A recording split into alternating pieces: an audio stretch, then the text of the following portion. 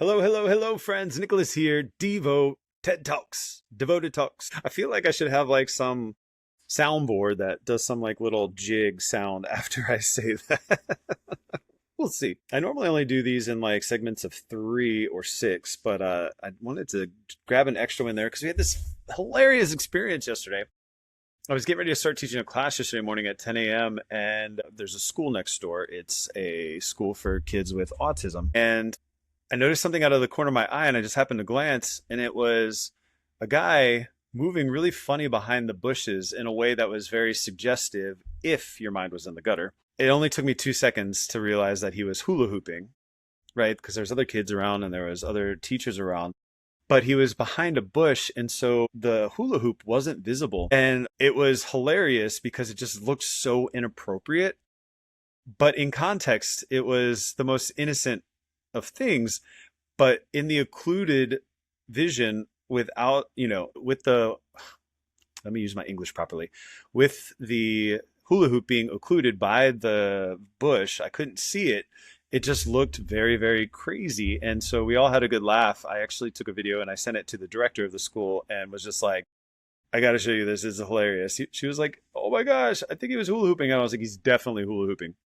But oh my gosh. And the oh my gosh is that I got to thinking about how many times have people out of context seen something, made assumptions, and then acted out of those assumptions without context or without details or even seeking details before the reaction. And what if somebody had seen it from our angle and maybe the kids were sitting down or whatever and you couldn't see anybody else and that guy was just doing that right there and somebody decided that there was something inappropriate going on and they called the cops, or there was something inappropriate going on and they reported the guy for inappropriate behavior, and he really wasn't doing anything except for hula hooping. I mean, I've been accused of things before that were completely innocent, but the context wasn't there. And these people just were so cocksure, and that is not a cuss word and it's not inappropriate, about what they saw and interpreted, that there was no moving them. And, I was stuck in this realm of flabbergast because I was like,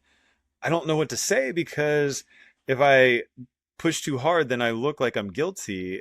And if I dismiss you completely, then I look like another thing. And this is where diplomacy and political correctness comes at odds with each other and society in general.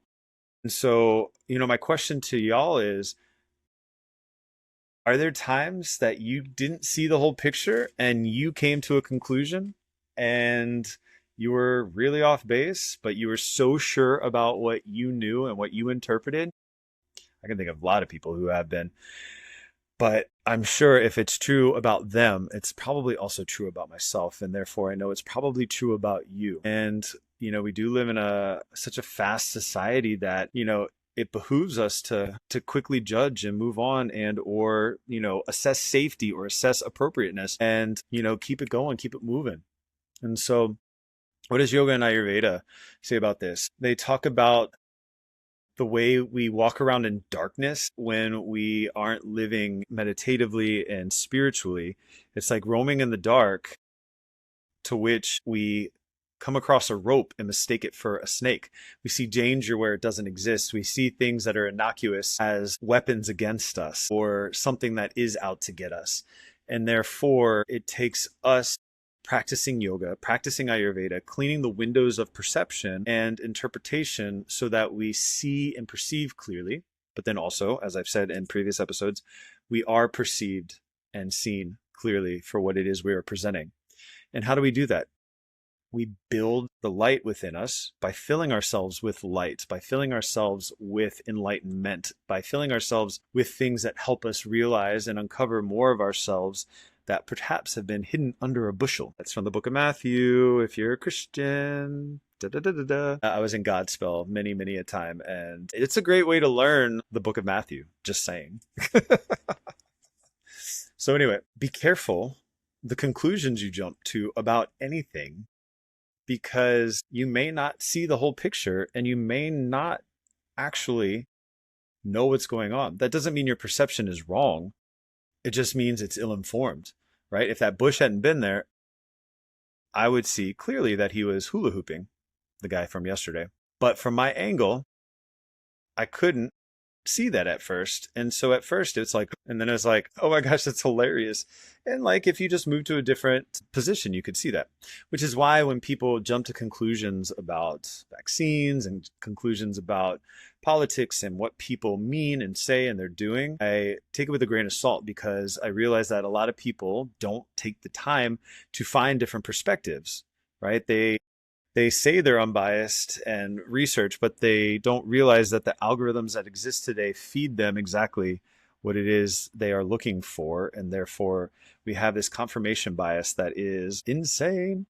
So, Yoga and Ayurveda does not disdain these confirmation biases, but they do acknowledge that, the type of life that you're going to live are deeply impacted by that because it diminishes our ability to take more in, to process more of life and integrate more of life in a way that lights the fire, right? We basically starve out the light within us by not taking in the fullness of life. May not be exactly what they say, but that is definitely an interpretation. And my understanding has, evolved to over the years. So that being said, my wish for you is the brightest light fostered within, brightest vitality, a tejas to be revered so that you see, accept, integrate, and, what's the word? You're not just adapting to the world, you are integrating the world. You are taking the pieces that are coming in, digesting them, and then assimilating them in the appropriate ways so that life continues to get better and better and more bright and light and clear. All right, my friends, be well, be free, and I wish you the most informed perspectives here, now, and everywhere.